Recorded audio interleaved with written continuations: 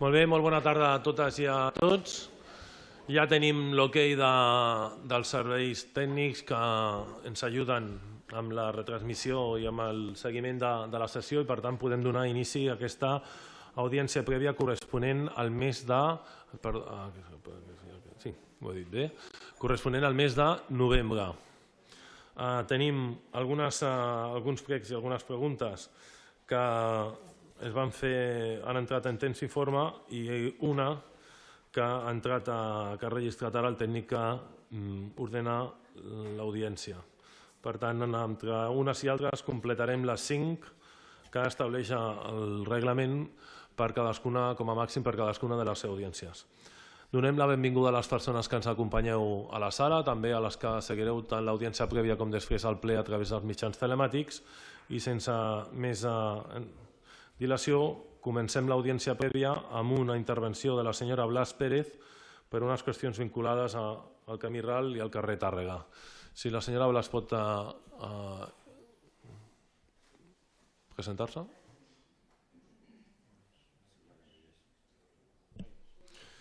Doncs, mira, la primera ha decaigut. Passem a la número 2, en aquest cas de la senyora Ferrer Fernández, d'Oikos Ambiental, per al tema de les ocupacions. Com és una ja habitual de les audiències prèvies, recordar-li que té 2 minuts. Ara tot just em recordaven que no podem veure la pantalla que hi ha aquí al darrere del senyor Morales, però sí podem veure el temporitzador a la pantalla que està entre la zona de regidors i regidores i la zona del públic. Moltes gràcies.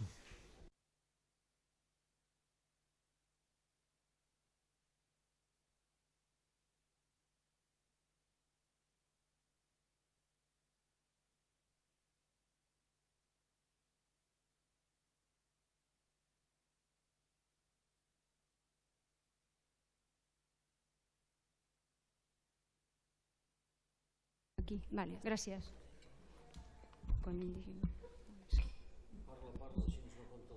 És que no sé quan toca. Ai, és que no sé si puc parlar així. Vale.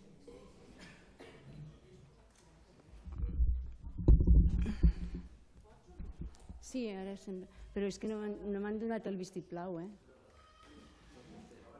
ja puc? Vale. Buenas tardes, señor alcalde, señores regidores y a todos los presentes. Hace más de 2 años en esta misma sala expresé la honda preocupación sobre el tema de la ocupación, que siempre es ilegal. En la madrugada del pasado 14 de septiembre del 2024 vivimos en directo el intento de ocupación de una de nuestras viviendas que se paralizó gracias a los vecinos de la comunidad. Los vecinos nos manifiestan que tras comprobar la pasividad e incluso el apoyo que algunos partidos políticos ofrecen a las ocupaciones, ven que la única solución viable es tomarse la justicia por su mano por sentirse desamparados y abandonados. Los ocupas en algunos países europeos estarían fuera en horas o pocos días y aquí necesitamos más de 2 años. La ocupación es una injusticia social que ha generado una fuerte preocupación social y la inseguridad en la ciudadanía. Conlleva comportamientos incívicos, ruidos, suciedad, vandalismo, destrozos en zonas comunes, amenazas o agresiones a otros propietarios o habitantes y otras actividades delictivas relacionadas contribuyendo al malestar de la comunidad de vecinos y a la degradación de los barrios.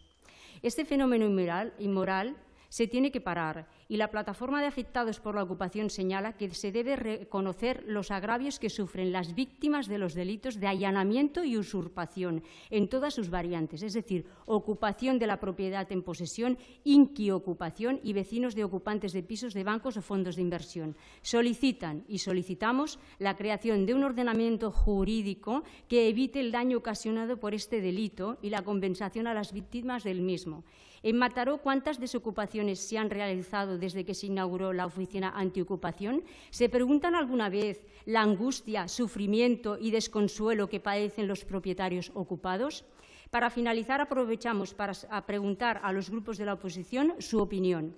Buenas tardes y gracias por su atención. Mataró no se ocupa, se desocupa. Muchas gracias, senyora Ferrer. Li contestarà en nom del govern en primer lloc i després donarem la paraula als grups de la senyora Moreno.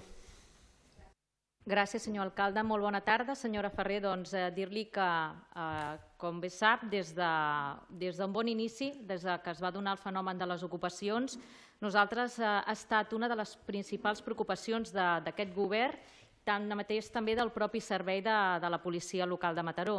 En aquest sentit, la nostra ciutat ha estat tot un referent en contra de la lluita contra aquestes ocupacions il·legals i també amb tots aquests conflictes de seguretat, de convivència que es generen en el seu voltant.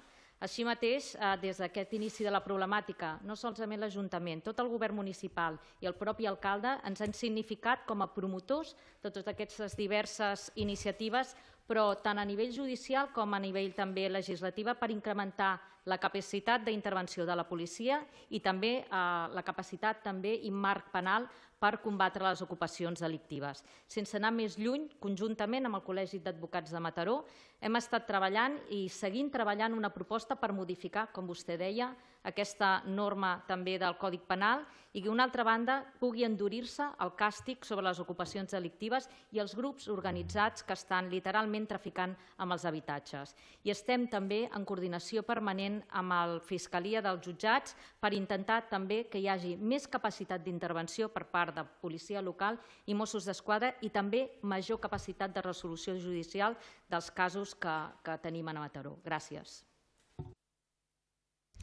Moltes gràcies, senyora Moreno. Dels grups de l'oposició, senyor García. Gràcies.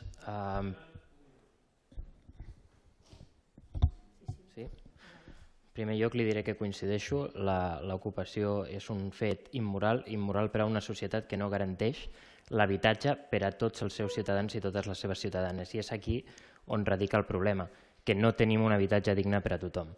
Aleshores, davant d'això, podem posar el focus en les persones que es veuen obligades en garantir aquest dret ocupant la propietat, recordem, de fons voltors, perquè no és el mateix i hem de diferenciar molt clarament entre una ocupació d'un fons voltor o el que vostè ha anomenat un allanament de morada, que són delictes diferents i com a tals es tracten de forma diferent al Codi Penal, i aconseguir que l'Estat deixi de fer fallida per tal de donar rebuda a totes aquestes persones. Simplement acabaria recordant-li que el nom de la seva associació, Oikos, vol dir casa en grec antic i precisament a la Grècia antiga una de les institucions primordials de la societat era l'acollida del de fora, garantint-li un sostre dintre de les unitats familiars, és a dir, dintre dels Oikos.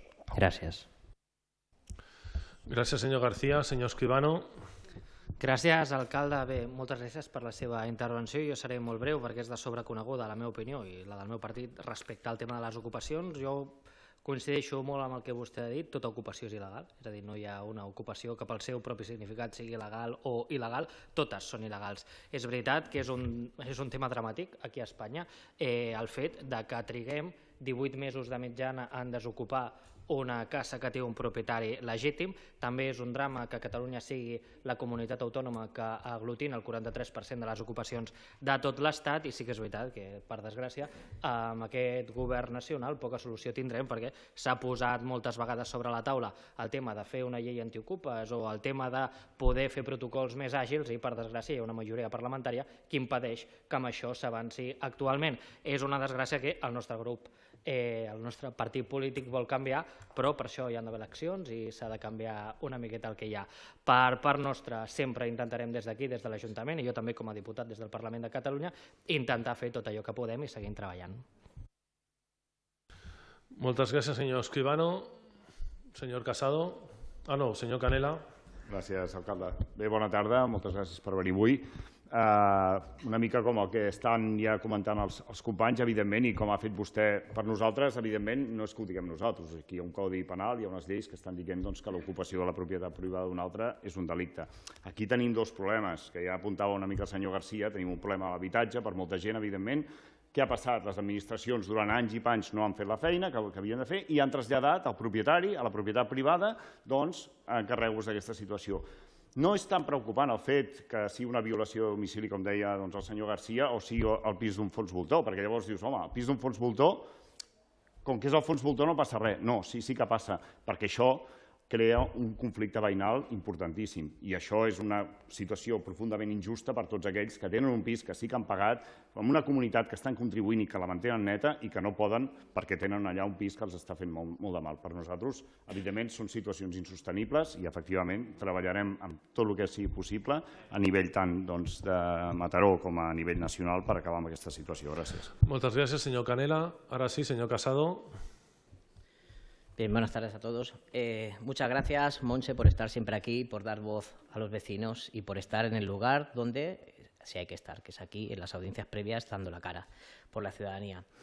A mí me chirría cuando escucho al Partido Socialista decir que son un referente en materia de ocupaciones, de antiocupaciones, cuando hay que recordar que desde 2019 a día de hoy en la ciudad se han incrementado un 400% las ocupaciones en esta ciudad.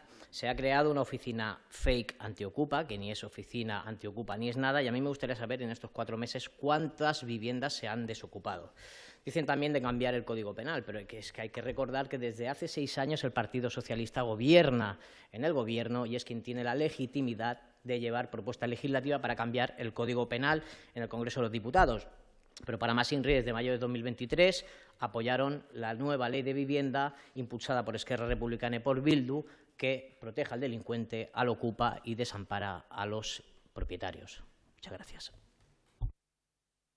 Gràcies, senyor Casado. Finalment, senyor Camprubí. Moltes gràcies, senyor Bode. Moltes gràcies per la pregunta i per els seus comentaris.